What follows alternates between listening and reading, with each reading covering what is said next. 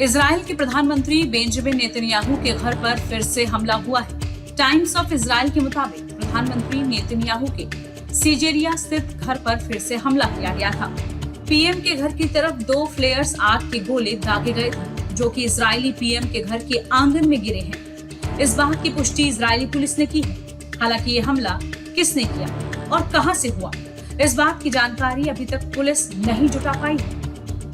Israel के प्रधानमंत्री Benjamin Netanyahu के घर पर हमले को लेकर इजरायली सुरक्षा एजेंसी शिन बेट ने एक बयान जारी कर कहा है कि इस घटना में किसी तरह के नुकसान होने की खबर नहीं है। हमले के वक्त प्रधानमंत्री नेतन्याहू और उनका परिवार अपने आवास पर मौजूद नहीं थे। हालांकि इस घटना की गहनता से जांच शुरू कर दी गई है। पीएम नेतन्याहू को 1 महीने में दूसरी बार निशाना बनाया गया है। इस हमले के पहले 19 अक्टूबर को हिजबुल्लाह की ओर से प्रधानमंत्री बेंजामिन नेतन्याहू के घर पर ड्रोन हमला किया गया था। हमले में इस्तेमाल किया गया ड्रोन नेतन्याहू के घर के पास एक इमारत पर जा गिरा था। इस हमले में कोई हताहत नहीं हुआ है। वहीं ड्रोन हमले के वक्त प्रधानमंत्री नेतन्याहू और उनका परिवार घर पर मौजूद नहीं थे। इजरायली प्रधानमंत्री के घर पर हुए इस हमले की इजराइल के सभी राजनीतिक दलों ने घोर निंदा की है।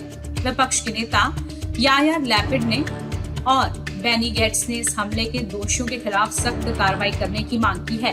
वहीं इजराइल के रक्षा मंत्री इजराइल काट्स ने सोशल मीडिया पर कहा कि हद पार कर दी गई है, सुरक्षा एजेंसियां तत्काल इस मामले में एक्शन लें। यरूशलेम पोस्ट की रिपोर्ट के मुताबिक इजराइल के रक्षा विशेषज्ञों का मानना है कि इजराइल को लंबी दूरी की मिसाइल को खत्म करने में ज्यादा मुश्किल नहीं होती है।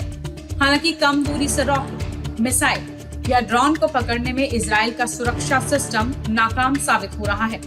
रक्षा विशेषज्ञ लेरेन एंटेबी ने कहा कि ड्रोन काफी कम ऊंचाई पर होता है, उसमें विस्फोटक भरे हुए होते हैं, इसलिए उसे निशाना बनाना खतरनाक हो सकता है और इससे लोगों को नुकसान भी पहुंच सकता है। इजराइल के एक सीनियर अधिकारी ने बताया कि इजराइल पर अगर बड़े पैमाने पर ड्रोन या मिसाइल से हमला हो तो भी उससे निपटने के लिए इजराइल के पास पर्याप्त इंतजाम नहीं है।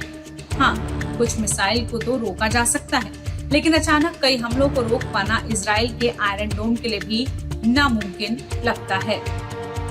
ऐसे में इजराइल के प्रधानमंत्री बेंजामिन नेतन्याहू के घर पर हमले के बाद से एक बार फिर से तनाव की स्थिति बन गई है। अब देखना ये होगा कि इस हमले का जवाब इजराइल आर्मी कैसे देती है।